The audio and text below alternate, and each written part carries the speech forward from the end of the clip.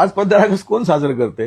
ज्यांनी स्वातंत्र्य चळवळीला विरोध केला. मी म्हणतो विरोध करणं सोपं आहे, पण स्वातंत्र्य मिळूच नाही अशा प्रकारचे ज्यांनी प्रयत्न केले, ज्यांच्या पूर्वजांनी प्रयत्न केले, ते आज सत्तेवर आहेत. ज्यांनी लेखी दिलं ब्रिटिशांना की आम्ही तुमच्या बरोबर आहोत. प्रत्येक परदेशी शक्ती जी आली देशामध्ये त्या शक्तीला ताकद देण्याचं काम यांनीच केलं, कारण आम्ही सगळे जनावर होतो.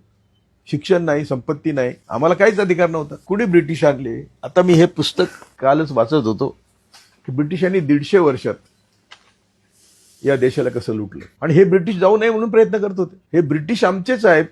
आणि सुभाषचंद्र बोसची सेना, आझाद हिंद सेनेला पॅरलल सेना यांनी काढली आणि ती सेना ब्रिटिशांना दिली. कुठल्या परिस्थितीत ब्रिटिश आमचे आहेत, किंवा असं म्हणतात गोलवलकर की ब्रिटिशांची भांडण्यात ताकद वाया घालू नका, आमचे शत्रू या देशातले मुसलमान आणि ख्रिश्चन आहे. आता तो पण इतिहास बघा. पहिल्यांदा ख्रिश्चन धर्म 50 साली भारतात आला आणि तो उच्च वर्णीयांनी स्वीकारला.